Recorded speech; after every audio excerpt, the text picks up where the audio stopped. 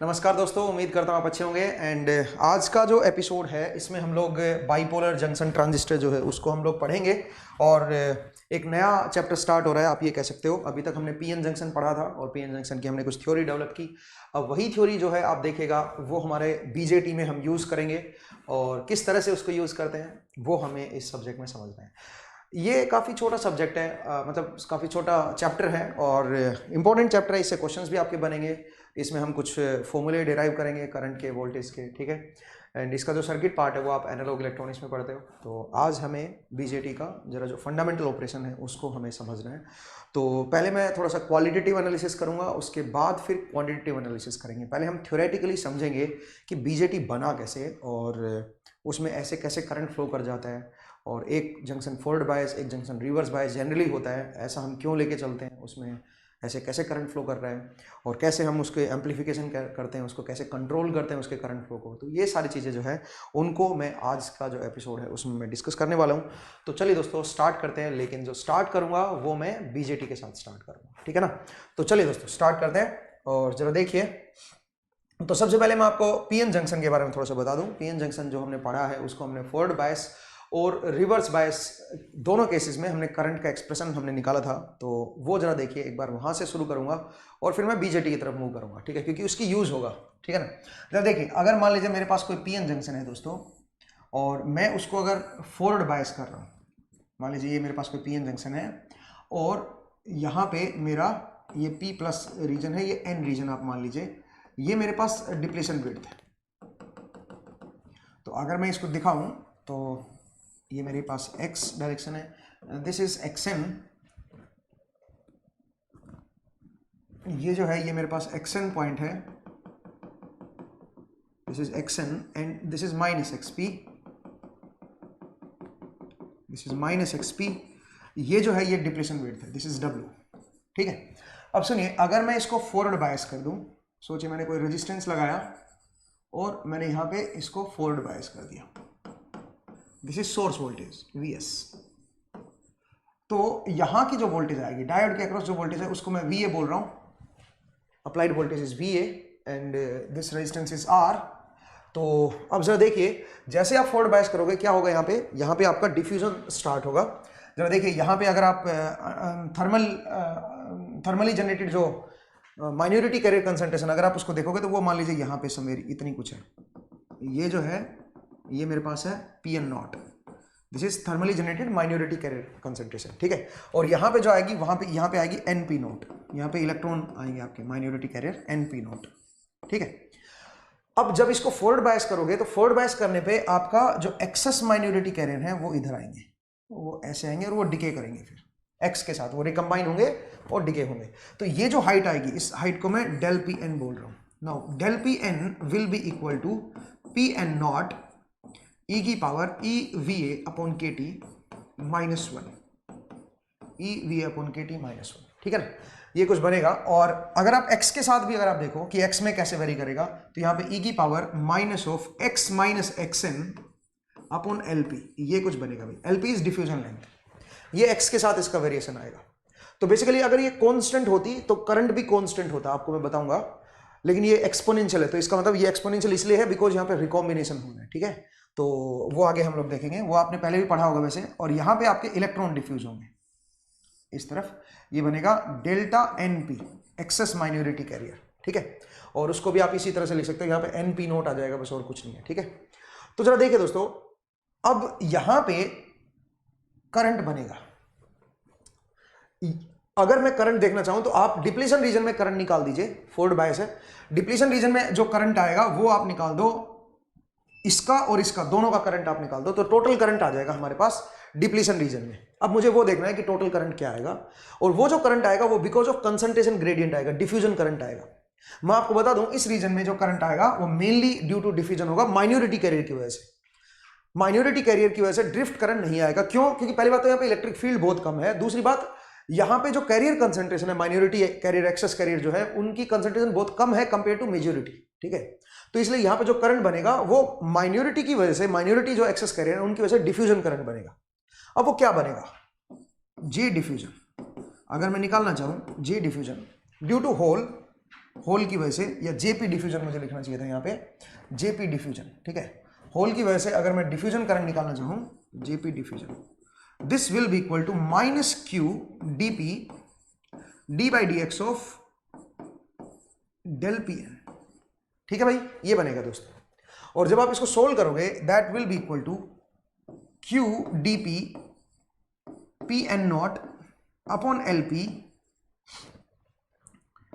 ई की power E V A upon K T minus 1 and E की power minus of X minus X N upon L P. ये मेरे पास expression बनेगा दोस्तों, और ये बनेगा जेपी डिफ्यूजन का, जेपी डिफ्यूजन का, लेकिन ये एक्स का फंक्शन है दोस्तों, बट मुझे इसके एज पे चाहिए, एक्स इक्वल टू एक्सन पे। At X equal to XN अगर आप देखोगे JP diffusion at X equal to XN, तो वो जो बनेगा वो बनेगा यहाँ पे ये वाला एक्सप्रेशन, तो ये बन जाएगा क्यू डी पी, ये आपने पहले भी पढ़ा है, P N not upon L P और ई की power E V A upon K T minus 1, ठीक है। कुछ इस तरह का बनेगा दोस्तों। ऐसे ही आपका जे एन डिफ्यूजन भी आ जाएगा, जे एन डिफ्यूजन, अगर इस तरफ अगर आप देखोगे तो इलेक्ट्रॉन डिफ्यूज होंगे, तो J N diffusion at X equal to minus X P अगर आप देखोगे that will be equal to Q D N N P nought upon L N, अंदर आएगा ई की power E V A upon K T minus 1, K T minus 1। इस तरह का मेरे पास एक्सप्रेशन आएगा दोस्तों, ये बनेगा जे एन डिफ्यूजन, ये आएगा जेपी डिफ्यूजन। अब बताइए अगर मैं टोटल करंट डेंसिटी निकालूं, total current, total diffusion current density निकालूं, that will be equal to JP diffusion plus J N diffusion, ये मेरे पास टोटल करंट डेंसिटी आएगी दोस्तों। और इसकी वैल्यू अगर मैं देखूं तो आप ये कॉमन ले लीजिए, ई की power E V A upon K T, ये कॉमन ले लीजिए, तो अगर मैं ई की power E V A upon K T अगर मैं कॉमन ले लूं, के टी माइनस 1, अगर मैं इसको कॉमन ले रहा हूं तो अंदर जा देखिए, अंदर बचेगा Q D P P N not upon L P plus Q D N N P nought upon L N, ये कुछ बनेगा दोस्तों। और इसको एक मैं नया नाम दे रहा हूं, this is JS, saturation, reverse saturation current density. तो टोटल जे जो आएगा, जो इस रीजन में जो जे बनेगा, क्योंकि ये मैंने एज पे निकाला है, यहां पे और यहां पे देखा है, तो यहां पे इसकी वजह से जो करंट डेंसिटी और इसकी वजह से जो करंट डेंसिटी आएगी, वो उसकी जो टोटल जो करंट, दोनों को अगर मैं ऐड कर दूंगा तो that will be equal to J S E की power E V A upon K T minus 1। और अगर मैं इसको area of cross junction area से मल्टीप्लाई कर दूं तो मेरे पास ये करंट आ जाएगा, that will be equal to I S E की power E V A upon K T minus 1। आप इसको सिंपली ऐसे भी लिख सकते हो, आई एस ई की power V A upon V T minus 1, ठीक है भाई। V A is voltage across applied voltage, और ये है मेरा आई, तो आई में जो आई एस है reverse saturation current, reverse saturation current ये आएगा this J S into cross section area A. I S की जो वैल्यू आएगी reverse saturation current, that will be equal to A into Q, A तो मेरा बाहर आ गया, क्यू भी मेरा बाहर आ गया, अंदर क्या है DP P N not upon L P plus D N N P nought upon L N, ये बन जाएगा दोस्तों। तो आप ये कह सकते हो जो रिवर्स सैचुरेशन करंट है that is independent of reverse voltage या अप्लाइड वोल्टेज, किसी के भी इंडिपेंडेंट है, जो भी अंदर की इलेक्ट्रिक फील्ड होती है उस पर डिपेंड नहीं करेगा। That will depend on thermally generated minority career, जो थर्मली जनरेटेड माइनॉरिटी कैरियर है उन पे डिपेंड करेगा, ठीक है। और एरिया ऑफ द जंक्शन पे भी डिपेंड करेगा कि एरिया ऑफ द जंक्शन क्या है। उम्मीद करता हूं आपको ये पता था, और ये आपको मैंने दोबारा से रिवाइज करा दिया एक बार, फॉरवर्ड बायस में किस तरह से करंट आएगा हमारे पास। कई बार आपने देखा होगा यहाँ पे ईटा होता है कई बार, ठीक है, जैसे आप I equal to I S E की power V A upon eta V T आप जनरली लिखते हो, ईटा वी टी माइनस 1, ठीक है। तो ये ईटा क्या चीज है मैं आपको बता दूं, आपने क्या माना है, आपने इस डिप्लीशन विड्थ के अंदर आप कोई रिकॉम्बिनेशन नहीं लेके चल रहे हो। जनरली क्या होता है जब आप फॉरवर्ड बायस करते हो तो इस रीजन के अंदर भी कैरियर एग्जिस्ट करते हैं, हर टाइम यहां पे कैरियर होंगे और उनमें भी कुछ ना कुछ रिकॉम्बिनेशन होगा, and because of that recombination वहां पे करंट फ्लो करेगा। जैसे यहां पे रिकॉम्बिनेशन हो रहा है ना, अगर ये एक्सपोनेंशियल ना होता, अगर ये कांस्टेंट होता, सोचिए लीनियर होता, तो हर जगह करंट सेम रहता। इसका मतलब यहां पे जो करंट है वो यहां पे होता, वो यहां पे होता, क्योंकि स्लोप सेम है ना, डेरिवेटिव सेम है। अगर ये डेरिवेटिव हर जगह सेम होता, अगर ये लीनियर होता तो ये डेरिवेटिव हर जगह सेम आता, और अगर ये सेम आता तो हर जगह करंट की वैल्यू बराबर होती, और अगर करंट की वैल्यू हर जगह बराबर होती तो रिकॉम्बिनेशन नहीं होता। इन दैट केस रिकॉम्बिनेशन आपका जीरो होता, समझ रहे हो। लेकिन क्योंकि ये एक्सपोनेंशियल है, ये लीनियर नहीं है, लीनियर से थोड़ा सा नीचे आ गया ये। अगर मैं आपको दिखाऊं, अगर मैं यहाँ पे लीनियर कर्व दिखाऊं तो लीनियर कुछ इस तरह का है, लीनियर से नीचे की तरफ है। नीचे क्यों आया? Because of recombination. अगर ये लीनियर होता तो ये कॉन्स्टेंट आता। इसका मतलब जो यहाँ पे करंट है, जितने चार्ज यहाँ फ्लो कर रहे हैं उतने चार्ज यहाँ फ्लो कर रहे हैं। इसका मतलब there is no recombination. Recombination हो रहा है इसीलिए तो यहाँ पे चार्ज कम हो गए, इसीलिए तो करंट थोड़ा डाउन आया, ठीक है। तो पॉइंट को समझिए। तो खैर मैंने क्या बोला, मैंने बोला बिकॉज रिकॉम्बिनेशन यहाँ पे करंट आ रहा है। अब वो जो रिकॉम्बिनेशन है वो इस जंक्शन के अंदर भी होता है, ठीक है। इस जंक्शन के अंदर भी रिकॉम्बिनेशन चलता रहता है दोस्तों। अब जो जंक्शन के अंदर रिकॉम्बिनेशन होता है उसकी वजह से ये जो एक्सप्रेशन है ये थोड़ा बदल जाएगा। यहाँ पे ईटा आ जाता है और ईटा की जो वैल्यू होती है वो बिटवीन 1 and 2 होती है, बिटवीन 1 and 2 होती है। सुनिए, अगर मान लीजिए जंक्शन के अंदर मैं कोई रिकॉम्बिनेशन नहीं ले रहा हूं, मैं मान रहा हूं कि जंक्शन के अंदर कोई रिकॉम्बिनेशन नहीं हो रहा है, तो इन दैट केस एक्सप्रेशन यही होल्ड करेगा, ईटा की वैल्यू 1 होगी। बट अगर मैं जंक्शन के अंदर रिकॉम्बिनेशन को लेके चल रहा हूं तो फिर ईटा की वैल्यू मुझे 2 रखनी पड़ेगी, ठीक है। तो अब ये कब होता है, रिकॉम्बिनेशन कब होता है जंक्शन में? सोचिए, अगर जंक्शन की विड्थ थोड़ी लंबी है तब रिकॉम्बिनेशन होने के चांसेस बढ़ जाते हैं। दूसरी बात, अगर एनर्जी गैप जो होगा यहाँ पे वो थोड़ा कम हो जाए, इलेक्ट्रॉन और होल के बीच का जो एनर्जी गैप है, वैलेंस बैंड और कंडक्शन बैंड के बीच का, अगर वो कम है तो भी यहाँ पे रिकॉम्बिनेशन होने के चांसेस बढ़ जाते हैं। तो इसलिए जब भी हम सिलिकॉन की बात करेंगे तो ईटा की वैल्यू 2 लेते हैं, और जब भी जर्मेनियम की बात करते हैं तो ईटा की वैल्यू हम लोग 1 लेके चलते हैं। अगर आप डिफॉल्ट कंडीशन में देखोगे तो हमें 1 ही लेके चलना पड़ेगा। अगर कुछ दे नहीं रखा है, कोई रिकॉम्बिनेशन कुछ बता नहीं रखा है, तो हम यहाँ पे जनरली 1 लेके चलते हैं, ठीक है। तो ध्यान दीजिएगा दोस्तों, ये इंपॉर्टेंट पॉइंट था और ये मैं ऑलरेडी एक्सप्लेन करा चुका हूँ कि जंक्शन के अंदर रिकॉम्बिनेशन लेते हैं तो कैसे वेरिएशन आता है, ठीक है। और मैंने आपको बताया कि फॉरवर्ड बायस में क्या होता है और किस वजह से आपका करंट आता है। अब आइए रिवर्स बायस में बात करते हैं। अगर मैं पीएन जंक्शन को रिवर्स बायस कर दूं, जरा देखिए, मान लीजिए मेरे पास ये पीएन जंक्शन है और मैं इसको रिवर्स बायस कर रहा हूं, ठीक है। तो ये है P प्लस और ये है N, और यहां पे मैंने, ये मेरी डिप्लीशन विड्थ है। जरा देखिएगा, अब रिवर्स बायस में देखते हैं, थोड़ा यहां पे इंटरेस्टिंग बनेगा। सबसे पहले तो मुझे बताइए, जो एक्सेस माइनॉरिटी कैरियर जो आते हैं वो क्या था? वो था Pn नॉट e की power EVA upon KT minus 1, ये था भाई एक्सेस माइनॉरिटी कैरियर।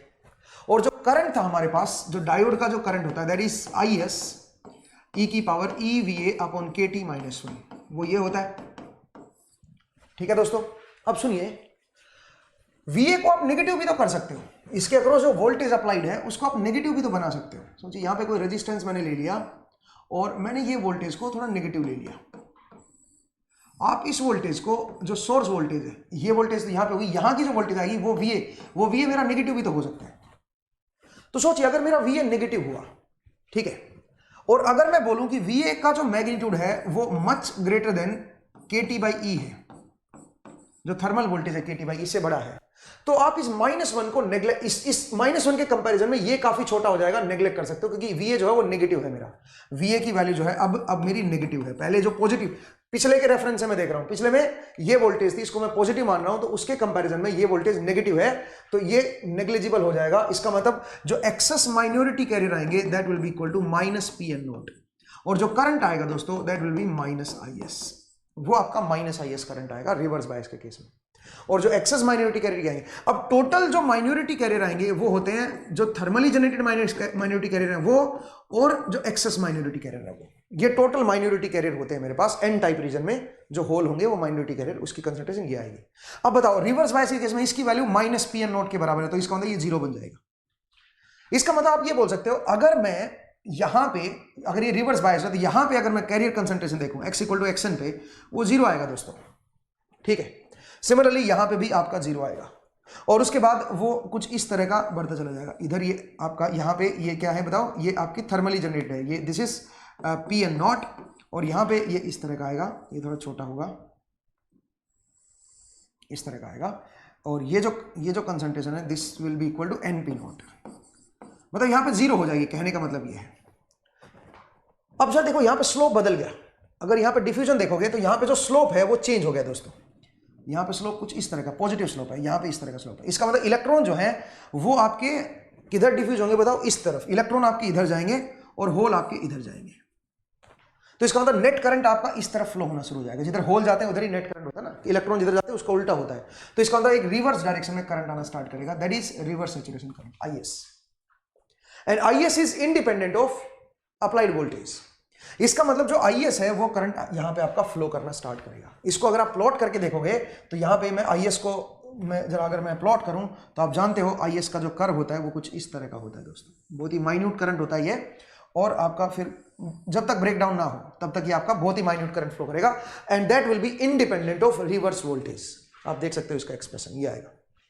अब अगर मुझे रिवर्स करंट बढ़ाना हो, सोचिए अगर मुझे रिवर्स करंट बढ़ाना हो तो मैं क्या करूंगा। मेरा एक तरीका, अगर मैं थर्मली जनरेटेड माइनॉरिटी कैरियर जो है इनका रेट ऑफ जनरेशन बढ़ा दूं, थर्मली जनरेटेड जो कैरियर है अगर मैं जो माइनॉरिटी कैरियर है उनको अगर मैं बढ़ा दूं समहाउ, तो इससे क्या होगा, उससे ये जो ग्रेडियंट है ये बढ़ जाएगा। अगर ये जितना बड़ा होगा उससे ये ग्रेडियंट जो है ये बढ़ जाएगा, और उससे जो करंट है रिवर्स डायरेक्शन में वो इंक्रीज होगा। मुझे बस ये करना है एटलीस्ट इसके पास वाला जो रीजन है जहां पे ये स्लोप डिफाइन होता है, क्योंकि मुझे एज पे देखना है बस स्लोप, जहां पे स्लोप डिफाइन होता है मुझे बस ये करना है यहां पे जो स्लोप है उसको बढ़ाना है। और उसको बढ़ाने का तरीका यही है कि यहां पे इस रीजन में एटलीस्ट जो बिल्कुल पास वाला रीजन है, इस रीजन में आप जो माइनॉरिटी कैरियर है, थर्मली जनरेटेड माइनॉरिटी कैरियर, उनको बढ़ा दो।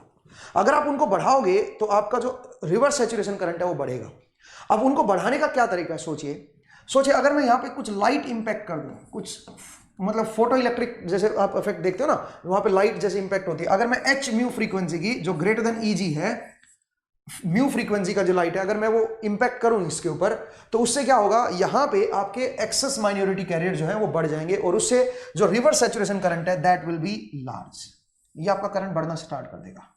जितना आप इस लाइट को बढ़ाओगे उतना आपका ये करंट जो है ये इंक्रीज होना स्टार्ट कर देगा। जो रेट ऑफ जनरेशन है होल की आप कह सकते हो, जैसे मान लीजिए मैं इस तरफ अगर मैं देखना चाहूँ, ठीक है, इस तरफ अगर मैं देखना चाहूँ तो होल जो है वो बढ़ना स्टार्ट हो जाएंगे, ठीक है, क्योंकि यहाँ पे थर्मली जनरेटेड जो माइनॉरिटी कैरियर है वो बढ़ेंगे, ठीक है, लाइट डालने से। तो इससे रिवर्स करंट जो है वो भी इंक्रीज होगा, रिवर्स डायरेक्शन में करंट मेरा जो है वो इंक्रीज हो जाएगा। पॉइंट को समझिए।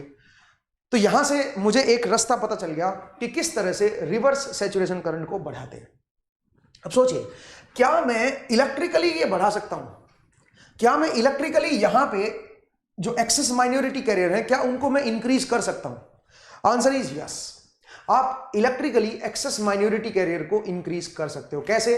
बस आप इंजेक्शन कर दो समहाउ, आप कुछ एक्सेस माइनॉरिटी कैरियर यहां पे इंजेक्ट कर दो, ठीक है, जैसे यहां पे आप इलेक्ट्रॉन इंजेक्ट कर दो, यहां पे होल इंजेक्ट कर दो, मतलब यूजिंग दैट इंजेक्शन आप यहां पे एक्सेस माइनॉरिटी कैरियर बढ़ा सकते हो। अब जरा देखिए, मान लीजिए मैं कोई मेरे पास कोई जंक्शन ले रहा हूं, जरा देखिएगा, इंटरेस्टिंग है ये, ध्यान से पकड़ना भाई बात को, ठीक है। जरा देखिए दोस्तों, मान लीजिए मेरे पास ये NP है, इधर मैं N दिखा रहा हूं, इधर मैं P दिखा रहा हूं, और ये मेरे पास डिप्लीशन रीजन है, ये मान लीजिए मेरे पास कोई डिप्लीशन रीजन है। मुझे क्या करना है, मुझे इस रीजन में एक्सेस माइनॉरिटी कैरियर बढ़ाने हैं। तो मैं एक काम करता हूं, मैं इसके साथ एक P और लगा देता हूं, ध्यान से समझिएगा, P लगा देता हूं, और मैं इसको फॉरवर्ड बायस कर देता हूं। यहां पे ये डिप्लीशन रीजन बनेगा ऑब्वियसली, ठीक है, मैं इसको फॉरवर्ड बायस कर देता हूं। जरा ध्यान से देखिएगा, इससे क्या होगा, इलेक्ट्रिकली मैं एक्सेस कैरियर बढ़ा रहा हूं, N रीजन के अंदर माइनॉरिटी कैरियर बढ़ाऊंगा, और इसको मैं रिवर्स बायस कर देता हूं। जरा देखिए, इसको मैं रिवर्स बायस कर रहा हूं, क्योंकि ये तो मेरा पास PN जंक्शन था ना, तो एक मिनट, ये फॉरवर्ड बायस हो गया भाई, इसको मुझे रिवर्स बायस करना है, तो इसको मान लीजिए मैं रिवर्स बायस कर रहा हूं। अब मैं चाह रहा हूं यहां पे जो करंट है वो बढ़े, ठीक है, तो मैंने क्या किया, सुनिए, मैंने इसको यहां पे एक P रीजन लगा दिया और उसको फॉरवर्ड बायस कर दिया। अब जब मैं फॉरवर्ड बायस करूंगा दोस्तों, तो आप जानते हो क्या होगा, जरा देखिए, अगर मैं इसको नीचे ले आऊं और मैं जरा आपको दिखाऊं यहां पे, तो यहां पे आपका, आप ये कह सकते हो जो होल है, जो एक्सेस माइनॉरिटी, ये जो इधर से जो होल है वो इधर डिफ्यूज होंगे, जो होल है वो मेरे इधर डिफ्यूज होंगे, ठीक है, जो होल है वो मेरे इधर डिफ्यूज होंगे, और इलेक्ट्रॉन मेरे इधर डिफ्यूज होंगे, आप जानते हो, ठीक है। तो ये जो होल हैं जो इधर से इधर डिफ्यूज हुए, जो एक्सेस माइनॉरिटी कैरियर आएगा del Pn, ये यहां पे माइनॉरिटी कैरियर को एनहांस करेंगे, बढ़ाएंगे, ठीक है, तो उससे क्या होगा, ये जो रिवर्स करंट है ये भी आपका बढ़ेगा। पॉइंट को समझिए, ये करंट भी आपका बढ़ेगा, ठीक है, थोड़ा बहुत यहां पे भी करंट आएगा, कुछ ना कुछ थोड़ा बहुत करंट यहां पे भी आएगा, ठीक है, यहां से एक करंट आएगा, ठीक है, होल इधर मैंने भेज रहा हूं, यहां से एक करंट बनेगा, यहां पे थोड़ा बहुत करंट आएगा, और यहां पे भी थोड़ा बहुत करंट आएगा।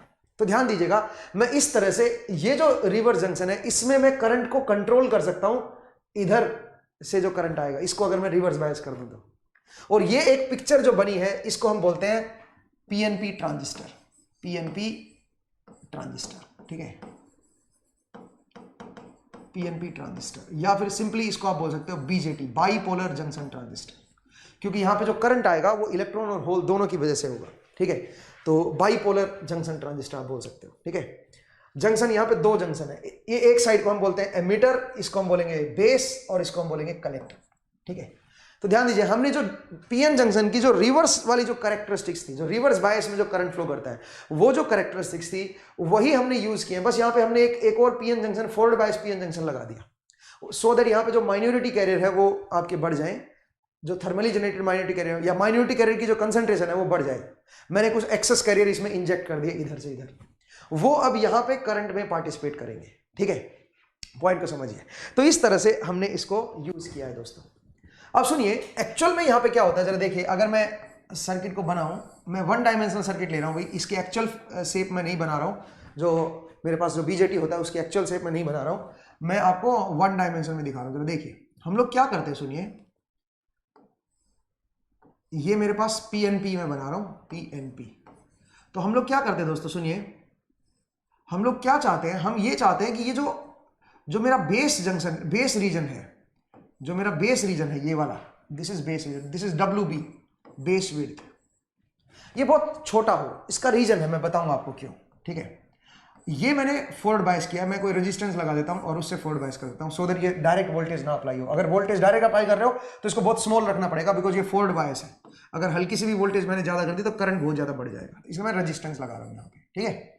सिमिलरली यहां पे आपका ये रिवर्स बायस्ड है, ठीक है, यहां पे ये रिवर्स बायस्ड है, यहां पे मैं कोई रेजिस्टेंस लगा रहा हूं, ठीक है। अच्छा एक बात और देखिए, जो रिवर्स बायस में मैंने जंक्शन पढ़ाया था आपको, अगर मैं इस आर को वेरी करूंगा ना रिवर्स बायस में, वो अब यूज होगा ही यहाँ पे, थोड़ा सा मैं इसलिए इसको बता रहा हूं। एक बार पीएन जंक्शन पे वापस आते हैं। जब पीएन जंक्शन मेरा रिवर्स बायस था, अगर मैं इस आर को वेरी करूंगा तो ये करंट ज्यादा अच्छा खासा वेरी नहीं होगा भाई। क्यों? क्योंकि अगर आप आर को वेरी करोगे तो इसके अक्रॉस वोल्टेज बदल जाएगी। तो आप बोलोगे सर इसके अक्रॉस भी वोल्टेज बदल जाएगी फिर तो, क्योंकि केवीएल लगाओगे ना तो यहाँ पे वोल्टेज बदलेगी, तो यहाँ पे वोल्टेज बदल जाएगी। बट ये जो करंट है ये ज्यादा खासा चेंज नहीं होगा। क्यों? It is independent of voltage. जो आईएस होता है वो वोल्टेज के इंडिपेंडेंट होता है, ठीक है। आईएस का एक्सप्रेशन देखोगे तो ये आएगा। तो इसका मतलब ये एक तरह से कांस्टेंट करंट सोर्स की तरह काम करेगा, ठीक है। अगर आप आर को वेरी भी कर रहे हो तब भी करंट रिवर्स डायरेक्शन में कांस्टेंट रहता है। लेकिन इस रिवर्स करंट को आप बढ़ा सकते हो, उसका तरीका मैंने आपको बता दिया क्या तरीका है, और फिर हमने उसको इलेक्ट्रिकली बढ़ा दिया, ठीक है।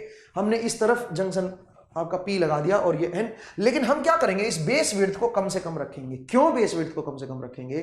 बिकॉज हम चाहते हैं इसमें रिकॉम्बिनेशन ना हो।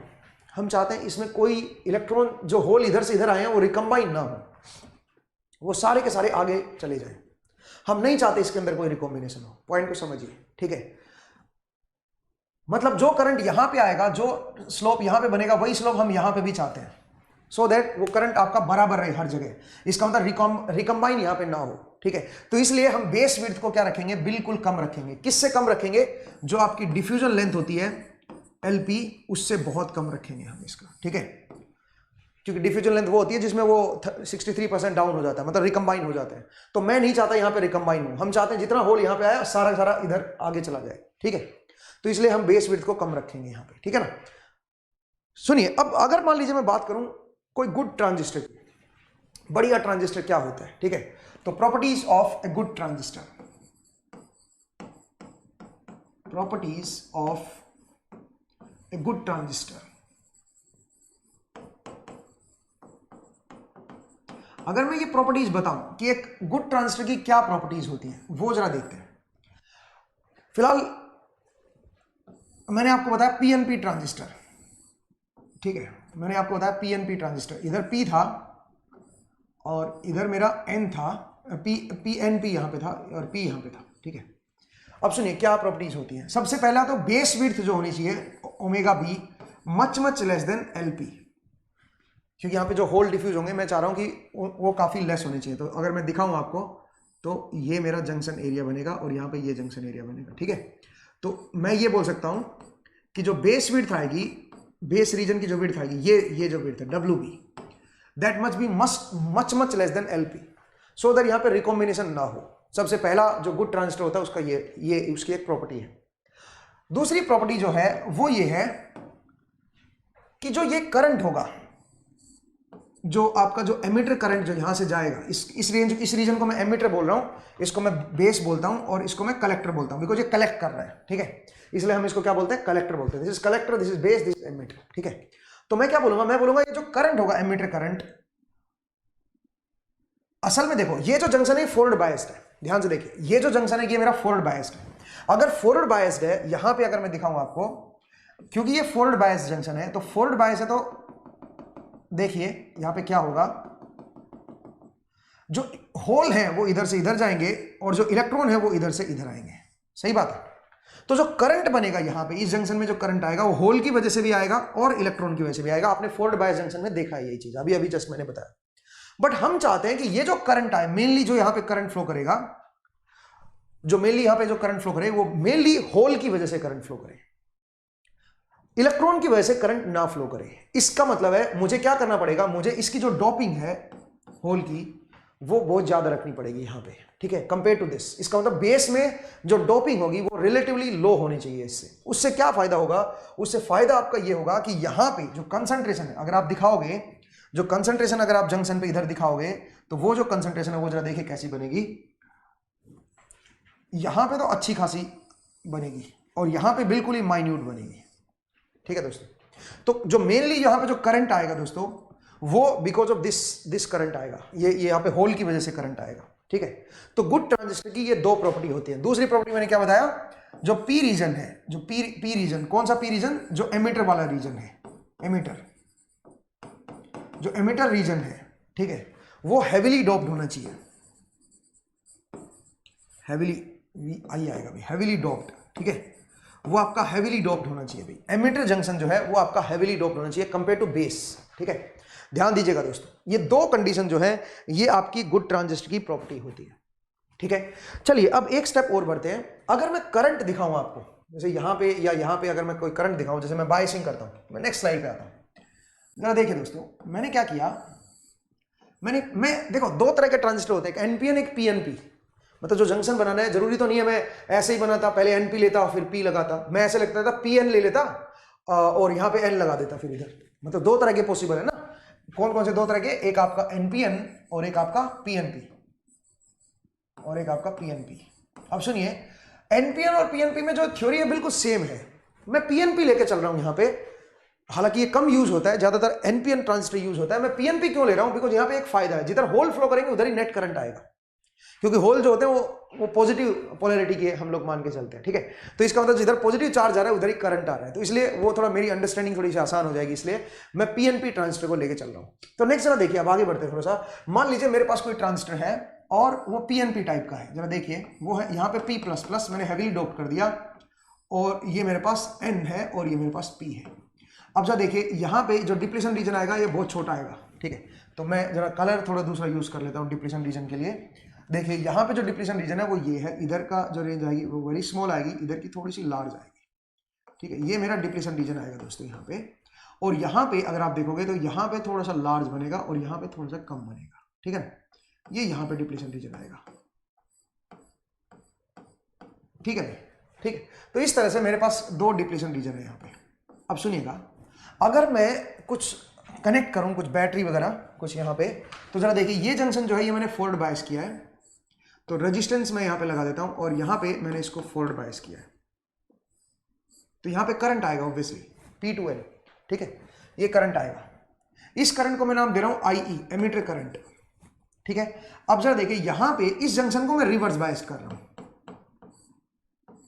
तो यहां से भी कुछ ना कुछ करंट आएगा। इसको मैं नाम दे रहा हूं collector current, IC, collector current. लेकिन यहां पे भी एक करंट आएगा, दिस इज IB। अब आप बोलोगे सर बेस करंट क्यों आया, YIB, और यहां पे एक रेजिस्टेंस भी आप लगा लीजिए भी, ठीक है, क्योंकि मैं डायरेक्ट ये वोल्टेज इस पे अप्लाई नहीं करना चाहता, मैं चाह रहा हूं कि बहुत कम वोल्टेज इसके क्रॉस आए, ठीक है ना, या मे बी वोल्टेज के वैसे भी इंडिपेंडेंट है ये तो, ठीक है। हाँ जरा देखिए YIB, क्वेश्चन ये है कि IB करंट क्यों आएगा, IB करंट का क्या रीजन है, ठीक है। यहां पे देखना IB करंट भी आएगा। अब IB करंट जो है वो क्यों आएगा, उसका रीजन जरा समझते हैं। जरा देखिए दोस्तों, मान लीजिए मेरे पास कोई PN जंक्शन है, तो अगर मैं थोड़ा सा बड़ा बना के दिखाऊं, बड़ा बना के दिखाऊं, तो जरा देखिए दोस्तों,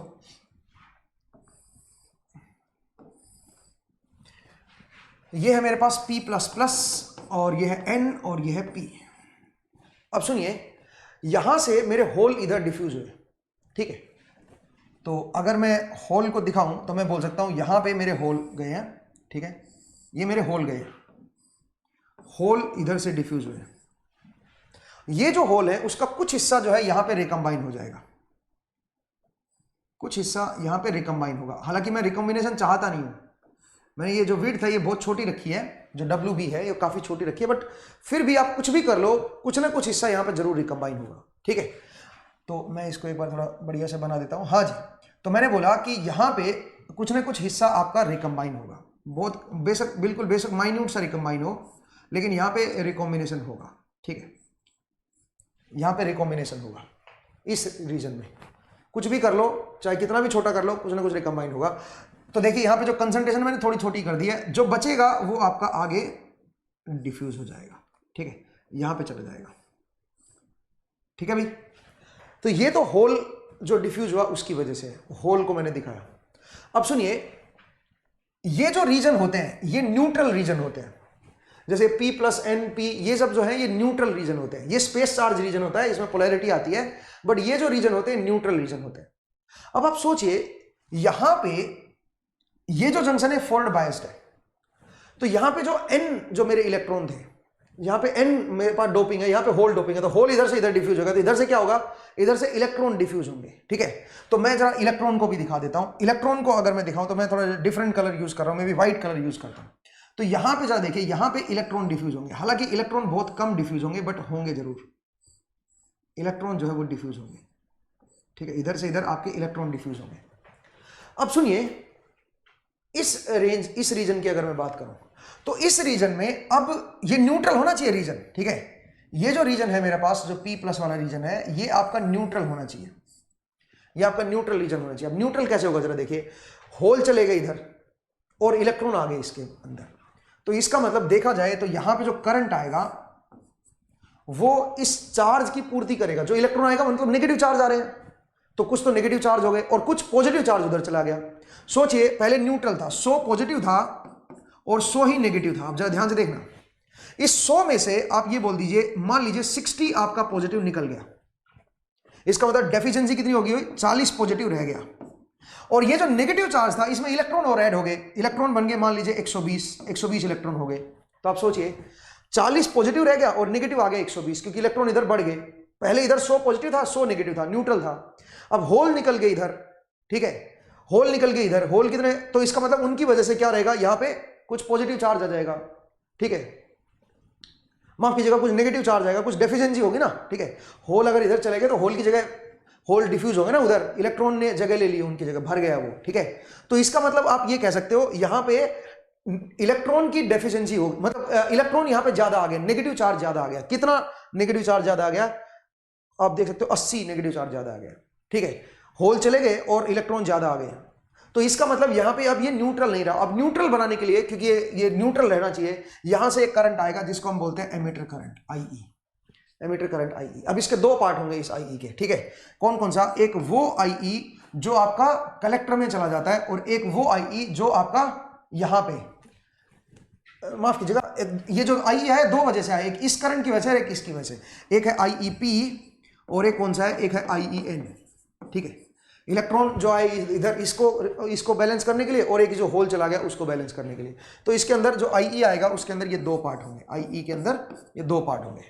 उम्मीद करता हूं समझ आ गया होगा। अब आइए यहां पे बेस में, जरा देखिए, इसका जो इलेक्ट्रॉन थे वो इधर डिफ्यूज हो गए, होल इधर डिफ्यूज हो गए। लेकिन अब रिवर्स बायस के केस में देखते हैं, ये मेरा रिवर्स बायस है। अब रिवर्स बायस में क्या होगा, सुनिए, आपको मैंने बताया था रिवर्स बायस को अगर मैं दिखाऊं PN जंक्शन को, तो जो P रीजन है उससे इलेक्ट्रॉन इधर जाते हैं, और होल रीजन जो होगा, मतलब N रीजन जो होगा, उससे होल इधर आएंगे, इससे माइनॉरिटी कैरियर इधर आए। तो इसका मतलब रिवर्स केस में माइनॉरिटी कैरियर फ्लो करते हैं, रिवर्स जंक्शन के केस में।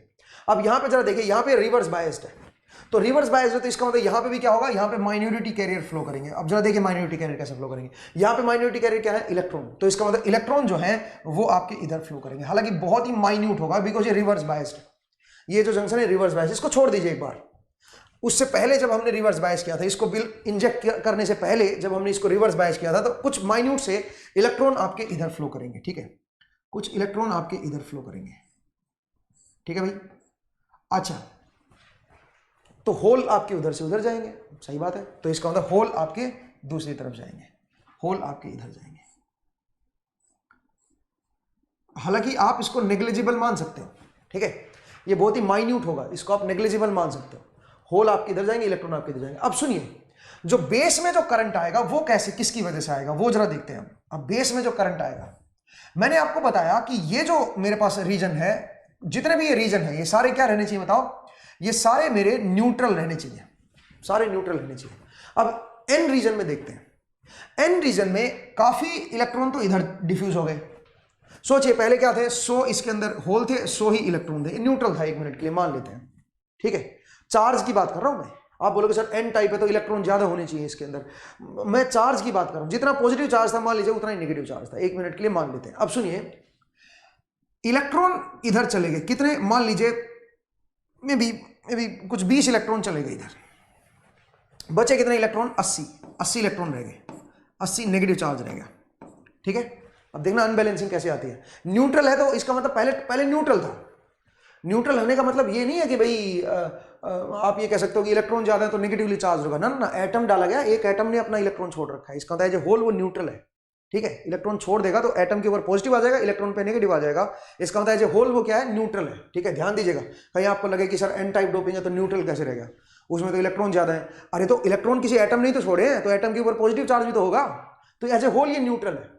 तो इसको मैं ऐसे लेके चल रहा हूं कि 100 पॉजिटिव चार्ज थे, 100 नेगेटिव चार्ज थे, मान लीजिए, ठीक है। तो 100 में से इलेक्ट्रॉन जो है वो इधर चले गए 20, बचे इलेक्ट्रॉन कितने, 80। अच्छा, होल जो है वो इधर से आ गए हैं, जो रिकम्बाइन हो गए इधर, ये जो होल है ये रिकम्बाइन हुए। अब आप सोचिए, अगर ये रिकम्बाइन होगा तो कुछ इलेक्ट्रॉन को खर्च कर जाएगा, कितने कितने होल है ये, मान लीजिए 20 होल है, ये 20 होल है, तो 20 होल फर्दर यहां के जो इलेक्ट्रॉन है उनको रिकम्बाइन करके खा जाएंगे, जैसे ये रिकम्बाइन करके खा रहे थे ना, जैसे होल चला गया था और ये इलेक्ट्रॉन रिकम्बाइन हो गया था, तो इनकी कमी को पूरी करने के लिए यहां पे जरा देखो, यहां पे इलेक्ट्रॉन आया था अपना जो IE आया था, एग्जैक्टली यहां पे भी ऐसा ही होगा, जरा देखिए 20 इलेक्ट्रॉन इधर चले गए, यहां पे डेफिशिएंसी क्रिएट हो गई, कुछ होल आए यहां पे, और जो होल आएंगे वो इलेक्ट्रॉन को फर्दर खत्म कर देंगे, रिकम्बाइन हो गए। अब सोचिए, मान लीजिए 20 होल आए, तो उसकी वजह से भी यहां पे जो इलेक्ट्रॉन कम हो गए, कितने इलेक्ट्रॉन कम हो गए, जो 80 इलेक्ट्रॉन थे उसमें से 20 माइनस कर दो, 60 इलेक्ट्रॉन रह गए। अब यहां पे 60 इलेक्ट्रॉन रह गए और 100 आपके पॉजिटिव चार्ज रह गया और इलेक्ट्रॉन रह गए 60। अब सुनिए, कुछ इलेक्ट्रॉन इधर से आ गए हैं, मतलब कुछ 5-10 इलेक्ट्रॉन आपके इधर से आ गए हैं, ठीक है। तो इसका मतलब ये आपके 5 इलेक्ट्रॉन यहां से आ गए, तो इसका मतलब नेट डेफिशिएंसी होगी ना इलेक्ट्रॉन की। अच्छा, कुछ होल जो है वो उधर भी चले गए, होल आपके मान लीजिए 5 गए हैं, तो आप ये मान लो 95 आपके पास होल रह गए। तो आप सोचिए, टोटल इलेक्ट्रॉन 65 है और होल आपके पास 95 है, तो इसका मतलब नेट आपको यहां पे न्यूट्रल रखना है। तो न्यूट्रल रखने के लिए मुझे इलेक्ट्रॉन को इंजेक्ट कराना पड़ेगा, क्योंकि इलेक्ट्रॉन कम हो रखे हैं, और इलेक्ट्रॉन अगर इधर आ रहे हैं तो इसका मतलब जो करंट आएगा वो बाहर की तरफ आएगा, इसमें IB जो है वो बाहर की तरफ आएगा। पॉइंट को समझिए। अब ये जो IB होगा ये किस किस की वजह से होगा, ये तो बहुत ही माइन्यूट है, इसको छोड़ ही दो आप। जो इलेक्ट्रॉन इधर गए हैं उनकी वजह से जो इलेक्ट्रॉन के अंदर डेफिशिएंसी आई है उसको पूरा करेंगे, और जो ये होल रिकम्बाइन हुए हैं इलेक्ट्रॉन के साथ उनकी वजह से जो इलेक्ट्रॉन कम हुए हैं उसकी डेफिशिएंसी को पूरा करेगा। ये जो करंट आ रही है किसकी वजह से आ रहा है, जो होल उधर गए हैं उसकी डेफिशिएंसी को पूरा करेगा, और जो ये इलेक्ट्रॉन रिकम्बाइन हो गए इधर उनकी वजह से जो होल खत्म हुए हैं उसकी होल को भी ये डेफिशिएंसी को पूरा करेगा ये। तो ये करंट जरा देखिए किसकी वजह से आ रहा है, ये होल जो कम हुए उनकी वजह से पॉजिटिव चार्ज यहाँ पे इंजेक्ट हो रहा है, तो इसलिए करंट भी इधर ही आएगा। लेकिन यहाँ पे इलेक्ट्रॉन इंजेक्ट हो रहे हैं तो इसलिए करंट बाहर की तरफ आएगा। अब यहां पे बोलिए, यहां पे आपका बाहर की तरफ आएगा करंट IC, क्यों आएगा बाहर की तरफ, आप सोचिए, यहां पे होल आ गए हैं ज्यादा, होल बढ़ गए हैं ज्यादा, तो उन होल को बाहर भी तो निकालना है, बिकॉज यहां पे न्यूट्रलिटी मेंटेन नहीं रहेगी अदरवाइज, तो उसके लिए करंट के बाहर की तरफ आएगा, समझ आया। तो इसलिए आपका समझिए कि बेस करंट क्यों फ्लो करता है, ये बेस करंट इस वजह से फ्लो करता है, ठीक है। ध्यान दीजिएगा दोस्तों, बेस करंट क्यों फ्लो करता है। यहां पे हम इस विड्थ को बिल्कुल कम रखेंगे, क्यों, क्योंकि हम नहीं चाहते हैं कि ये रिकम्बाइन हो, ठीक है। अच्छा, दूसरी बात, ये जो है ये भी बहुत माइन्यूट चाहते हैं, हम चाहते हैं ये जो टोटल करंट है ये केवल ये वाले करंट के बराबर हो। अगर कोई गुड ट्रांजिस्टर लोगे तो गुड ट्रांजिस्टर में हम ये चाहते हैं कि ये करंट बिल्कुल कम हो, इसका मतलब इसकी जो डोपिंग है इसके कंपैरिजन में लाइट रखनी पड़ेगी, ये हम बहुत कम चाहते हैं। हम नहीं चाहते यहां पे रिकॉम्बिनेशन हो, उसके लिए मुझे ये जो विड्थ है ये कम करनी पड़ेगी, ठीक है। ये जो करंट है हम चाहते हैं बहुत ही कम हो रिकॉम्बिनेशन वाला, हम चाहते हैं सारा का सारा करंट आगे चला जाए, ठीक है। तो इसके लिए मुझे विड्थ कम करनी पड़ेगी। दूसरा, इसको हैवीली डोप रखना पड़ेगा, इसको लाइटली डोप करना पड़ेगा कंपेयर टू, अगर इन दोनों में अगर आप कंपेरिजन करोगे, ठीक है भाई। तो ध्यान दीजिएगा दोस्तों, थोड़ा सा आगे बढ़ते हैं। तो मैंने आपको बताया कि किस वजह से आपका बेस करंट आपका फ्लो करता है, क्यों आपका बीजेटी में बेस करंट आता है। अब चलिए अब आगे बढ़ते हैं थोड़ा सा, अब बात करते हैं थोड़ा एम्पलीफिकेशन की, कि एम्पलीफिकेशन कैसे करता है बीजेटी, ठीक है। उसमें एम्पलीफिकेशन कैसे होता है, तो आप हेडिंग डालिए एम्पलीफिकेशन विद बीजेटी, ये जरा देखते हैं एम्पलीफिकेशन विद बीजेटी।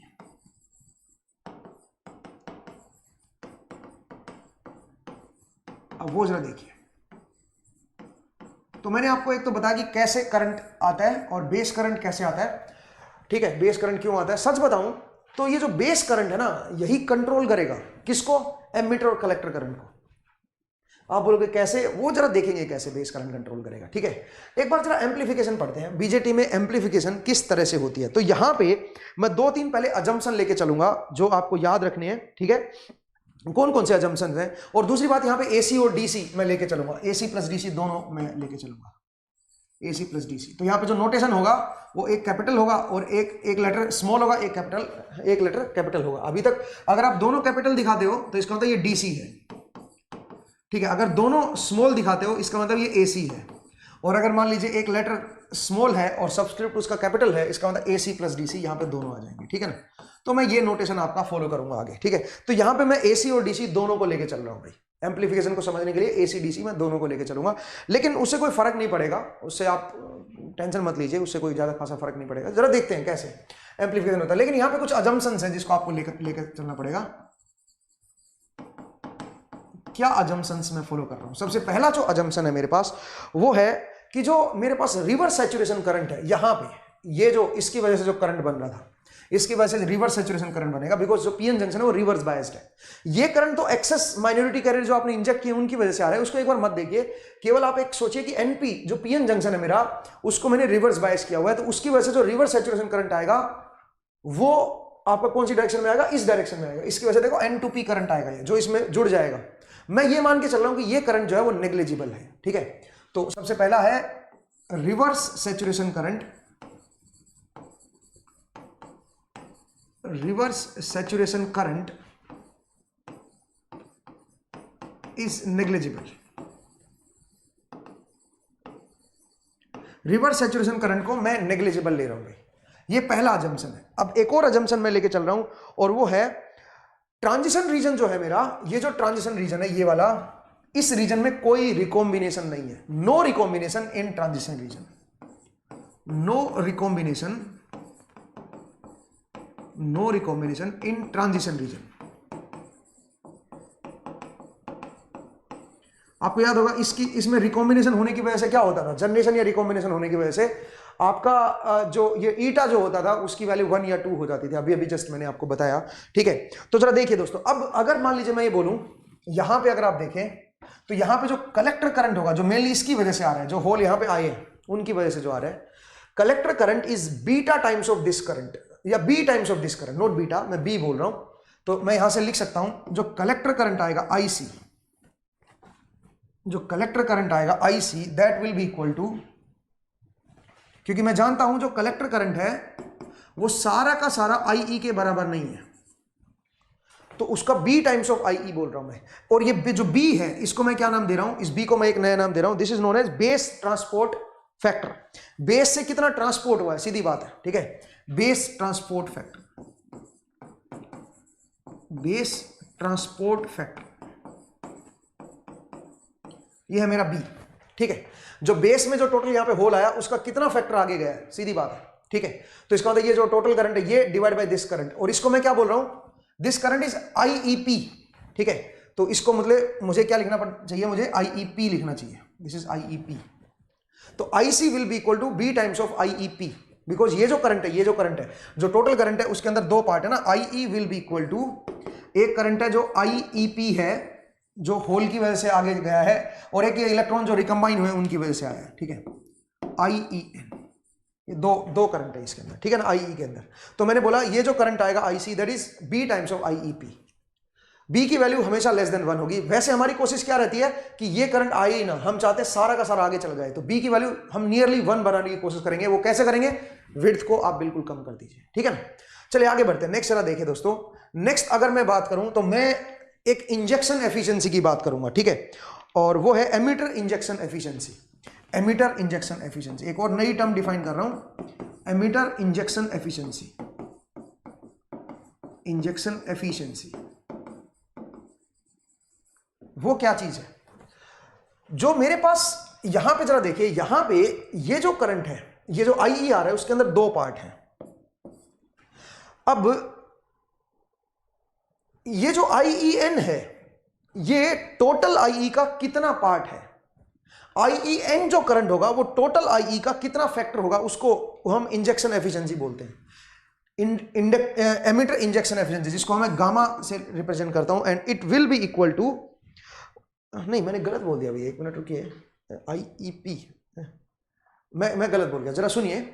हाँ सुनिएगा, इंजेक्शन एफिशिएंसी क्या होती है, जो ये करंट गया है ना, कितना इंजेक्ट हुआ है, माफ कीजिएगा इंजेक्शन एफिशिएंसी में ये आएगा, जो ये करंट गया है ये इस करंट का कितना फैक्टर है, उसको हम बोलेंगे आईईपी। तो जरा देखिए, उसको मैं गामा लिखता हूं तो ये बनेगा IEP divide by IEP plus IEN, this is injection efficiency, ये बनेगा इंजेक्ट। और इसको भी मैं नियरली 1 बनाने की कोशिश करूंगा, क्यों, क्योंकि मैं चाहता हूं इसको हेवीली डॉप्ट किया जाए, सो दैट जो नेट करंट ये आ रहा है ये सारा इसी की वजह से आ रहा हो, ये जो इलेक्ट्रॉन रिकंबाइन हो रहे हैं उनकी वजह से जो करंट है वो नेग्लिजिबल हो, ठीक है, इसलिए मैं इसको हेवीली डोप करूंगा, ठीक है, एमिटर रीजन को हेवीली डोप करूंगा, ठीक है। तो यहां पे ये मेरे पास क्या है, इंजेक्शन एफिशिएंसी। अब सुनिए, अब मैं एक एम्प्लीफिकेशन फैक्टर निकाल रहा हूं, किस किस के बीच, एमिटर और कलेक्टर करंट के बीच, ठीक है। तो यहां पे मैं एक एमिटर एंड कलेक्टर करंट के बीच एक करंट ट्रांसफर रेशियो में निकाल रहा हूं। तो जरा देखिए क्या बनेगा, मैं जरा देखना चाहता हूं कलेक्टर करंट क्या आएगा, IC will be equal to, अगर मैं देखना चाहूं आईसी की वैल्यू क्या आएगी, तो IC will be equal to क्या बनेगा बताओ, आईई की टर्म में मुझे निकालना है।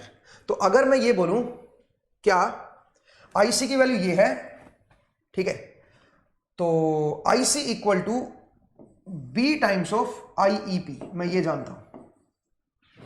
अगर मैं इसको आईई की टर्म में लिखना चाहूं आईसी को, तो कैसे लिखूंगा जरा देखिए, मैं जानता हूं आईई क्या है, IE is equal to IEP plus IEN. तो एक काम करता हूं, मैं डिवाइड कर देता हूं किसको, IC divide by IE, that will be equal to क्या बनेगा बताओ जरा। अच्छा आप बोलोगे सर ये एसी डीसी क्यों लिया है, वो बाद में देखेंगे, ठीक है ना। आईसी अपॉन आईई की जो वैल्यू आएगी वो क्या बनेगी, वो बनेगी B times of IEP divide by IEP plus IEN, ठीक है। अब जरा देखिए, इस बी को मैं अलग कर देता हूं, this is B into gamma, और इसको मैं एक नया नाम दे रहा हूं अल्फा। ध्यान से देखिए, दिस इज गामा, तो गामा इंटू बी, ये बन गया alpha. This alpha is known as current transfer ratio, this is known as current transfer ratio, आप ये कह सकते हो करंट ट्रांसफर रेशियो। और emitter to collector amplification factor, emitter to collector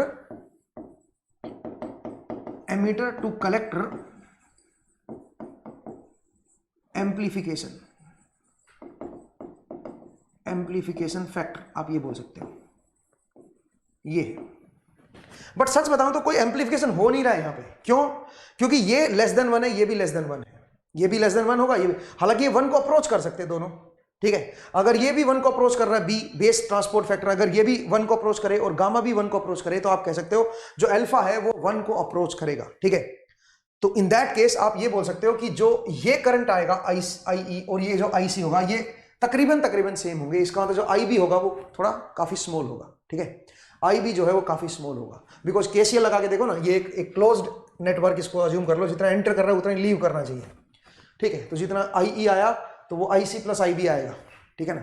तो उस तरह से भी मैं आईबी को बोल सकता हूँ काफी क्लोज आएगा, काफी स्मॉल आएगा। बट एक बार पॉइंट को समझिए, ये 1 को तभी अप्रोच करेगा जब ये और ये 1 को अप्रोच करे, ठीक है ना। तो हालांकि ये 1 से छोटा आएगा, तो इसलिए इसको एम्प्लीफिकेशन बोलना तो ठीक नहीं है, बट इसका नाम कुछ ऐसा ही होता है, ठीक है। इसको आप बोल सकते हो emitter to collector amplification factor, हालांकि कोई एम्प्लीफिकेशन हो नहीं रहा है। एम्प्लीफिकेशन असल में बेस और कलेक्टर के बीच होता है, या बेस या एमिटर करंट के बीच आपको एम्प्लीफिकेशन नजर आएगा। तो अब आप बेस करंट को कैसे निकालोगे? जरा सोचिए, यहां पे जो बेस करंट आ रहा है वो किस वजह से आ रहा है? मुझे एक बात बताइए, B टाइम्स ऑफ IEP, जो यहां पे होल आया ये तो नेग्लिजिबल है। जो होल आया यहां पे, ये जो होल आ रहा है इसका B टाइम्स आगे चला गया, तो इधर कितना आया बताओ जरा? इधर है 1 minus B times of IEP। ये जो करंट है ये है 1 minus B times of IEP। क्या कहते हो? तो इसका मतलब ये जो IB आएगा, एक तो ये करंट बनेगा, जो ये करंट आ रहा है, जो ये वाला इलेक्ट्रॉन जो आगे चला गया इसकी वजह से करंट आ रहा है, और एक इसकी वजह से आ रहा है। तो अगर मैं IB को लिखना चाहूंगा, IB must be equal to क्या होना चाहिए? स्मॉल में लिखता हूं थोड़ा, हाँ जी, IB की जो वैल्यू होनी चाहिए, जरा देखिए उसको मैं कैसे लिख रहा हूं। IB must be equal to, एक तो ये करंट है, और ये जो करंट है ये इसको मैं कैसे लिखूंगा? इसको लिखूंगा IEN से। क्यों? क्योंकि IE में जो EN जो वाला पार्ट आ रहा था वो इसी की वजह से आ रहा था, इसकी वजह से जो रिकम्बाइन हो गए थे होल, उनको कंपनसेट करने के लिए आ रहा था। तो मैं इसको सीधा सीधा लिख सकता हूं, this is IEN plus 1 minus B times of IEP। बोलिए दोस्तों, जो IEP जो करंट था उसका B टाइम्स ऑफ इधर चला गया, तो 1 माइनस B आपका इधर आ गया। तो ये और ये जो चीज है, इनकी जो डेफिशिएंसी क्रिएट हुई इलेक्ट्रॉन की, वो आपकी ये प्रोवाइड कर रहा है, उसकी वजह से ये करंट आएगा। तो आप इसको ऐसे भी बोल सकते हो, इसको इस तरह से भी बोल सकते हो। तो देखिए क्या बन गया, IB will be equal to, बताइए क्या बना? IEN plus IEP minus B times of IEP, minus B times of IEP। एक काम करता हूं, इसको मैं कॉमन ले लेता हूं, तो IB will be equal to, ये मैंने कॉमन ले लिया, IEN प्लस IEP, अंदर क्या बना? 1 minus B times of IEP divide by IEN plus IEP। सही बात है। और ये बन गया IE, ये टोटल जो करंट है दिस इज IE। तो IB will be equal to IE into 1 minus, इसकी जगह पे देखिए बीटा इंटू गामा, ये गामा है, ठीक है, तो इसका मतलब ये अल्फा लिख सकता हूं मैं, 1 माइनस अल्फा। ठीक है, अब आप एक बार देख लीजिए इसको, कोई दिक्कत है तो ये बन जाएगा 1 माइनस अल्फा। एक बार चेक कर लीजिए मैंने कुछ गड़बड़ ना कर दी हो। एक छोटी सी गड़बड़ हो गई है मुझसे।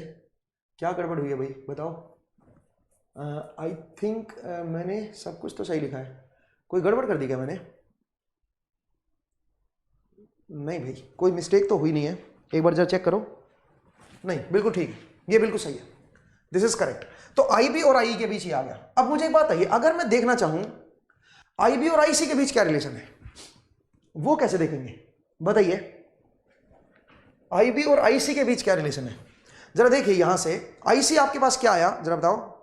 IC is equal to alpha times of IE, IC is equal to alpha times of IE, ये आ रहा है ना।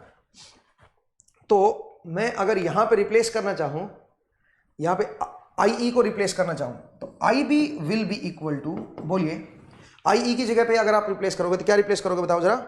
IE is equal to IC upon alpha, IC upon alpha into 1 minus alpha. तो जरा देखिए यहां से जो IC आएगा that will be equal to IB into alpha divide by 1 minus alpha. एक बार चेक कर लीजिए दोस्तों, IC equal to alpha divide by 1 minus alpha, और इसको एक नया नाम दे दिया हमने, उसको हमने नाम दिया beta. IC will be equal to beta times of IB। Now this beta is, ये बीटा बताइए क्या है? इस बीटा को मैंने एक नया नाम दिया है, this is base to collector current amplification factor. Beta is equal to, ये जो बीटा है ये क्या है? Base to emitter, base to emitter current amplification factor, current amplification factor, amplification factor. अब सुनिए मैं आपको एक बात और बताता हूं, अल्फा नियरली 1 होता है, तो यहां पे तो ये नियरली 1 होगा, 0.9, 0.98, 0.95 ऐसे मान सकते हो, और यहां पे ये और छोटा हो जाएगा 1 माइनस अल्फा। तो इसका मतलब जो बीटा की वैल्यू बनेगी that will B large enough. ठीक है, तो ये असल में एम्प्लीफिकेशन हो रहा है। यहां पे जो बीटा बनेगा वो अप्रोक्सीमेटली 100 के अराउंड बनेगा। ठीक है, मतलब मैं रफ आइडिया दे रहा हूं। तो इसका मतलब यहां पे आप कह सकते हो कि कलेक्टर करंट जो है वो बेस करंट का मल्टीप्लाई होकर आ रहा है, तो एक्चुअल में यहां पे एम्प्लीफिकेशन हो रहा है। सिमिलरली अगर आप IE और IB के बीच रिलेशन देखोगे, अल्फा, अगर यहाँ पे अल्फा की वैल्यू अगर आप पुट कर दोगे, देखो हम जानते हैं alpha divide by 1 minus alpha जो है वो बीटा के बराबर है, तो यहां से आप कह सकते हो 1 minus alpha divide by alpha equal to 1 upon beta, आप ये लिख सकते हो, इसको उल्टा कर दिया मैंने, और यहां से 1 by alpha minus 1 equal to 1 by beta, तो यहां से अगर आप अल्फा की वैल्यू निकालोगे तो वो क्या आ जाएगी, वो आ जाएगी beta divide by beta plus 1, ये बनेगी दोस्तों अल्फा की वैल्यू। अब आप जरा देखिए यहां पे अगर आप अल्फा पुट कर दोगे तो I B will be equal to बताइए आई ई इंटू, बोलिए क्या बनेगा यहाँ पे 1 माइनस अल्फा को जरा देखो, इसमें से 1 माइनस कर दो तो 1 ओवर 1 प्लस बीटा। अब आप देखिए ध्यान से, अगेन जो आई ई है वो क्या है बताओ, आई बी इंटू 1 प्लस बीटा है, इसका मतलब यहां पे अगेन आई ई जो है वो भी एम्पलीफिकेशन फैक्टर आ रखा है, लेकिन ये 1 प्लस बीटा क्या है बताओ, ये है बेस, ये एमिटर टू, ये मैंने बीटा गलत लिख दिया यहाँ पे, बेस टू कलेक्टर आएगा भाई, बेस टू कलेक्टर, यहां पे बेस टू कलेक्टर आएगा, ठीक है, base to collector current amplification factor, तो ये 1 प्लस बीटा क्या बन जाएगा, ये बन जाएगा एमिटर टू बेस या बेस टू एमिटर बोल दो, हालांकि बेस टू एमिटर बोलना थोड़ा गड़बड़ है, क्यों, क्योंकि करंट असल में इधर आ रहा है, ठीक है, करंट असल में इधर आ रहा है, ठीक है, तो खैर पॉइंट को समझिए, बीटा की वैल्यू क्या होगी, तो इसको सिंपली 1 प्लस बीटा बोल दो कि जो एमिटर करंट होता है वो बेस करंट का 1 प्लस बीटा टाइम्स होता है, ठीक है, ध्यान दीजिएगा। तो यहां पे मैं एक बात ये बोल सकता हूं क्या, कि इसमें जो बेस करंट है वो दोनों को कंट्रोल करेगा, किसको, एमिटर करंट को भी और कलेक्टर करंट को भी बेस से हम कंट्रोल कर सकते हैं, एक स्मॉल जो करंट है वो दोनों को कंट्रोल करेगा। अब आप बोलोगे सर ऐसा कैसे, असल में तो कंट्रोल कौन कर रहा है, आई ई कर रहा है, आई ई से ही सारे करंट बन रहे हैं, ये वाला करंट भी इसी से बन रहा है, ये वाला करंट भी इसी से बन रहा है, लेकिन मैं क्या बोल रहा हूं, मैं बोल रहा हूं कि असल में जो बेस करंट है वो सबको फॉलो मतलब कंट्रोल करता है। अब आप बोलोगे सर वो कैसे, उसको जरा समझते हैं कि कैसे वो कंट्रोल करेगा, ठीक है, लेकिन ये चीज समझने से पहले मुझे थोड़ा सा एक स्टेप और चीज समझनी देखनी पड़ेगी। जरा देखिए, मैं जरा इस बीटा को दूसरे सेंस में निकालना चाहता हूं, ठीक है, जरा देखिए, मान लीजिए मेरे पास कोई पीएनपी ट्रांजिस्टर है, देखिए मेरे पास कोई पीएनपी ट्रांजिस्टर है दोस्तों, एनपी, ठीक है, और यहां पे ये मेरी डिप्लीशन विड्थ है, तो मैं क्या मान के चल रहा हूं, मैं मान के चल रहा हूं कि, ध्यान से सुनना, ये बहुत इंटरेस्टिंग चीज है, मैं यहां पे ये मान के चल रहा हूं कि भाई ये जो विड्थ है ये वेरी स्मॉल है, WB is much much less than LP, जो यहाँ पे होल डिफ्यूज होंगे, मतलब वो रिकम्बाइन नहीं हो पाएंगे, उससे पहले ही वो आगे चले जाएंगे, ठीक है, हम नहीं चाहते कि वो यहाँ पे रिकम्बाइन हो, हम करंट को बढ़ाना चाह रहे हैं यहाँ पे रिवर्स डायरेक्शन में, ठीक है, तो मैं नहीं चाहता कि यहाँ पे रिकम्बाइन हो, इसलिए मैंने ये बेस विड्थ को बहुत ही कम लिया है, ठीक है। मुझे एक बात आइए, जो होल यहां पे डिफ्यूज होंगे इधर, उनका जो ये टाइम, ये जो स्पेंड करेंगे, जो इस बेस रीजन में जो टाइम स्पेंड होगा, time spent in base reason, वो जो है, मैं उस टाइम को अगर मैं टाउ टी लिख दूं, this is transition time, tau T is transition time, ये ट्रांजिशन टाइम है, यहां से इसमें स्पेंड करने वाला टाइम है ट्रांजिशन टाइम। दूसरा मैं ये बोल सकता हूं यहां पे जो रिकॉम्बिनेशन टाइम है इलेक्ट्रॉन का, जो इलेक्ट्रॉन होल के साथ यहां पे जो रिकम्बाइन होंगे, ठीक है, जो इलेक्ट्रॉन का लाइफ टाइम होगा, इलेक्ट्रॉन लाइफ टाइम वो है मेरे पास टाउ एन, और वही मेरा लाइफ टाइम ऑफ होल के बराबर है। मान लीजिए मैं ऐसे मान लूं कि इलेक्ट्रॉन का जो लाइफ टाइम है वो है टाउ एन और ये टाउ पी के बराबर है, और मैं ये मान के चल रहा हूं कि टाउ एन जो लाइफ टाइम होगा वो मच मच ग्रेटर देन है टाउ टी से, क्यों, क्योंकि मैंने बेस विड्थ बहुत कम ली है, तो बेस जो होल यहां पे आएंगे वो फटाक से दूसरी तरफ चले जाएंगे, बहुत ही कम टाइम होगा यहां पे ट्रांजिशन का, रहने का जो टाइम होगा यहां पे वो बहुत कम है, और इलेक्ट्रॉन का जो लाइफ टाइम है वो ज्यादा है, मतलब इलेक्ट्रॉन ज्यादा देर सर्वाइव कर रहा है यहां पे, ठीक है। अब इस केस में जो मेरे पास कलेक्टर करंट अपॉन IB जो आएगा उसकी क्या वैल्यू होगी, ये मुझे देखना है। ऑब्वियसली वो बीटा के बराबर आएगी, लेकिन जरा देखते हैं कि वो अगर मैं टाइम की टर्म्स में निकालना चाहूं, जो लाइफ टाइम और जो ट्रांजिशन टाइम है उसकी टर्म में अगर मैं निकालना चाहूं तो क्या बनेगा वो, ठीक है, वो जरा देखते हैं। मुझे एक बात बताइए, ये रीजन हमेशा न्यूट्रल रहेगा, सही बात है, ये रीजन मेरा हमेशा न्यूट्रल रहना चाहिए, तो इसका मतलब इस रीजन में किसी भी पर्टिकुलर इंस्टेंट पे अगर आप देखोगे तो जो इलेक्ट्रॉन का चार्ज जो है वही मेरा होल का चार्ज भी होगा, इलेक्ट्रॉन की वजह से जो चार्ज आएगा वही मेरा होल की वजह से जो चार्ज आएगा उसके बराबर होगा। बोलिए दोस्तों, सही बात है। अब मुझे एक बात बताइए, यहां पे जो इलेक्ट्रॉन का जो लाइफ टाइम है वो है टाउ पी बोल दो, ठीक है, टाउ पी बोल दो इलेक्ट्रॉन का जो लाइफ टाइम, या टाउ एन बोल दो, एक ही बात है। तो जो टाउ पी है वो इलेक्ट्रॉन का लाइफ टाइम है इसके अंदर। इसका मतलब सोचिए, इलेक्ट्रॉन की वजह से मान लीजिए क्यू एन चार्ज इसके अंदर किसी पर्टिकुलर इंस्टेंट पे है, तो वो जो चार्ज है वो खत्म हो जाएगा कितनी देर में? टाउ पी टाइम में। क्यों? क्योंकि वो सारे रिकंबाइन हो जाएंगे। तो इतना ही चार्ज वो और सप्लाई होगा ऊपर से, बेस की वजह से ऊपर से और सप्लाई होगा। जो चार्ज यहां से खत्म हो गया उस चार्ज को फिर से सप्लाई किया जाएगा। क्यों? क्योंकि यहां पे ऑलवेज Q1 मेंटेन रहना चाहिए। तो मैंने बोला जो Q1 चार्ज है वो टाउ पी टाइम में खत्म हो जाएगा, तो उसकी वजह से जो करंट बनेगा IB that will be equal, क्योंकि इतना ही चार्ज फिर से सप्लाई करना है इसको। यहां पे हमेशा Q1 रहना चाहिए ना, लेकिन Q1 charge tau P time में रिकंबाइन हो रहा है, समझ रहे हो आप मेरा पॉइंट? तो उतना ही चार्ज ऊपर से फिर से आ जाएगा, टाउ पी टाइम में फिर से Q1 चार्ज आ जाएगा। तो इसका मतलब जो करंट बनेगा, जो बेस करंट बनेगा, that will be equal to Qn upon tau P. ये बनेगा मेरा बेस करंट, ठीक है। और सिमिलरली जो होल है, होल तो आगे जा रहे हैं सारे के सारे, ठीक है, वो कितने टाइम में जा रहे हैं? टाउ टी टाइम में।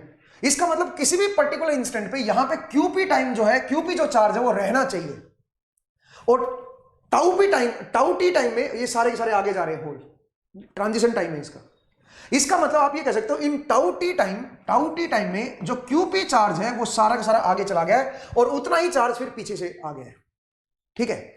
तो इसका मतलब टाउ पी टाइम में क्यूपी चार्ज आगे फ्लो कर रहे हैं। तो यहां से जो करंट बनेगा collector current, that will be equal to QP upon tau T.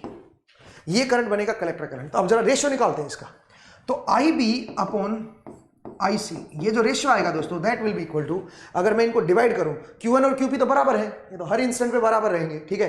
तो क्या बन जाएगा बताओ जरा? ये बन जाएगा टाउ टी, नहीं टाउ, ये क्या बनेगा देखो ना, हाँ, टाउ टी डिवाइड बाई क्या बनेगा? टाउ पी, ये बनेगा। अगर मैं इसको उल्टा लिख के देखूं, उल्टा मतलब IC अपॉन IB करूं, IC upon IB that will be equal to क्या बन जाएगा? वो बन जाएगा tau P upon tau T. और ये किसके बराबर होता है? बीटा के बराबर होता है, ऑलवेज याद रखिए, ठीक है। तो इसका मतलब मुझे पता चल गया, और ये जो होगा ये तकरीबन 100 टाइम्स ज्यादा लार्ज होता है। कौन सा? जो टाउ पी होता है वो टाउ टी ट्रांजिशन टाइम से 100 टाइम्स ज्यादा लार्ज होता है, ठीक है। तो यहां पे आप क्या बोल सकते हो? यहां पे आप ये बोल सकते हो कि जो बीटा होगा वो अप्रोक्सीमेटली मेरा 100 के अराउंड बनेगा, ठीक है। ध्यान दीजिएगा दोस्तों, लेकिन यहां से मेरे पास जो प्रॉब्लम थी वो सोल्व नहीं हुई। कैसे? प्रॉब्लम असल में ये थी कि बेस करंट कंट्रोल कर रहा है दोनों करंट को, एमीटर को भी, और आपका जो ये कलेक्टर करंट है उसको भी बेस करंट कंट्रोल कर रहा है। कैसे कंट्रोल कर रहा है, ठीक है, उसको हमें समझना है, ठीक है। तो मैंने बीटा को दूसरे सेंस में आपको बताया कि बीटा की वैल्यू क्या होती है। जरा देखिए दोस्तों, अब इसको समझते हैं कि कैसे ये कंट्रोल कर रहा है। जो स्मॉल करंट है उससे हम कैसे कंट्रोल कर सकते हैं, ठीक है। हमने एम्पलीफिकेशन देखी कि कैसे एम्पलीफाई हो रहा है। तो बेस जो स्मॉल करंट है, बेस करंट, वही आपका एमीटर कलेक्टर करंट को डिफाइन करेगा, और 100 टाइम्स आपका ज्यादा आ जाएगा, ठीक है। तो अब चलिए जरा देखते हैं कैसे कंट्रोल करता है बेस करंट, कैसे कंट्रोल करता है उसको जरा देखिए दोस्तों। तो मान लीजिए मेरे पास ये NPN ट्रांजिस्टर है, जरा देखिए, PNP ले लेता हूं, PNP ट्रांजिस्टर है, और यहां पे ये मेरी डिप्लीशन विड्थ है, ठीक है। मैं इसको इस तरह से कर देता हूं, this is depletion width, not depletion width, ये आपकी क्या है? हाँ, डिप्लीशन विड्थ है, दो रीजन है, ठीक है। अब जो देखिए ये जो है ये मेरे पास बेस विड्थ है। अब सुनिए मैंने क्या किया, सोचिए, मैंने इलेक्ट्रॉन, जो ये होल में जो करंट आ रहा था, होल्स में जो इलेक्ट्रॉन में इंजेक्ट कर रहा था, वो इलेक्ट्रॉन मैंने इंजेक्ट करना बंद कर दिया। इलेक्ट्रॉन जो यहां से यहां आ रहे थे, वो इलेक्ट्रॉन मैंने इंजेक्ट करना बंद कर दिया। अब इससे क्या होगा? एक बार जरा होल करंट को रोक के देखते हैं। पहले क्या हो रहा था? पहले क्या हो रहा था, यहां से जो होल इधर डिफ्यूज हो रहे थे वो कुछ रिकंबाइन हो रहे थे, और फिर कुछ आगे जा रहे थे।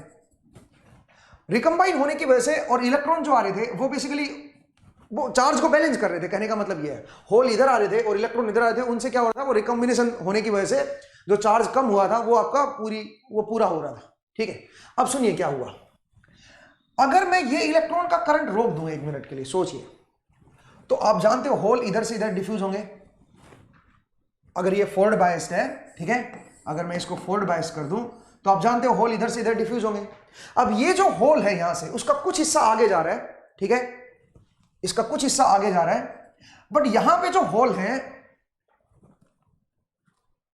जो होल यहां पे आ रहे हैं वो ऑब्वियसली रिकंबाइन भी हो रहे हैं, बट इलेक्ट्रॉन नहीं आ रहा है, इलेक्ट्रॉन नहीं आ रहा है। तो इसमें क्या होगा? नेट पॉजिटिव चार्ज बढ़ता चला जाएगा, क्योंकि आपने जो होल की वजह से जो पॉजिटिव चार्ज आया उसको बैलेंस तो किया ही नहीं। जैसा कि आप यहां पे कर रहे थे, आप न्यूट्रल कर रहे थे ना इस रीजन को। न्यूट्रल करने के लिए आपने जो ये होल आया यहां पे और जो इधर से इलेक्ट्रॉन चला गया, तो उसकी वजह से कुछ पॉजिटिव चार्ज यहां पे डेवलप हो गया। उस पॉजिटिव चार्ज को पूरा करने के लिए इलेक्ट्रॉन इसमें अंदर इंजेक्ट किया आपने, तभी तो करंट ऊपर की तरफ आया। समझ रहे हो? तो इलेक्ट्रॉन अगर आपने इलेक्ट्रॉन इंजेक्ट करना बंद कर दिए तो क्या होगा दोस्तों, सुनिए। तो इन दैट केस यहां पे पॉजिटिव चार्ज बढ़ता चला जाएगा, और अगर यहां पे पॉजिटिव चार्ज बढ़ता चला जाएगा, सोचिए इस रीजन में अगर पॉजिटिव चार्ज में बढ़ाता चला जाऊं, यहां पे अगर मैं पॉजिटिव चार्ज बढ़ाता चला जाऊं तो उससे क्या होगा, सुनिए। यहां पे अगर मैं पॉजिटिव चार्ज बढ़ाता चला जाऊंगा तो उससे क्या होगा, उससे ये जो फॉरवर्ड बायस जो आपने कर रखा है इसका असर कम हो जाएगा। क्यों? क्योंकि यहां पे पॉजिटिव चार्ज आ रहा है। सोचिए इधर की वोल्टेज थोड़ी ज्यादा आ रही है, पॉइंट को समझिए, ठीक है। इधर से इधर पॉजिटिव चार्ज आने शुरू हो गया है, ठीक है। इसके अंदर पॉजिटिव चार्ज बिल्डअप होना शुरू हो गया है। तो अगर मैं यहां पे ग्राउंड मान लूं, सोचिए, तो यहां की वोल्टेज पॉजिटिव है कुछ, और यहां की वोल्टेज भी कुछ ना कुछ बढ़ना शुरू हो जाएगी, ठीक है। यहां की वोल्टेज भी कुछ बढ़ना शुरू हो जाएगी। तो इससे रिवर्स जो फॉरवर्ड बायस है उसका असर जो है वो कम होना शुरू हो जाएगा। इधर से चार्ज आना कम हो जाएगा और आगे जाना भी फिर कम हो जाएगा। इसका मतलब असल में कौन कंट्रोल कर रहा है? बेस करंट जो है वो कंट्रोल कर रहा है किसको? एमीटर करंट को भी और कलेक्टर करंट को भी। ध्यान दीजिएगा दोस्तों, ठीक है। तो असल में बेस करंट कंट्रोल करता है, और ये सारा मैं बिना फॉर्मूले के बता रहा हूं आपको भी, ठीक है। इसमें कोई फॉर्मूला मैं नहीं लगा रहा हूं, इसको मैं तो क्वालिटेटिव एनालिसिस करवा रहा हूं कि क्या कैसे कंट्रोल करता है। तो बेस करंट, और बेस करंट वेरी स्मॉल होता है। अब आप बोलोगे सर बेस करंट को कैसे कम ज्यादा करोगे? उसको आप इंडिपेंडेंटली कंट्रोल कर सकते हो। कैसे? जरा देखिए, मान लीजिए मेरे पास कोई ये पीएनपी ट्रांजिस्टर है, ठीक है।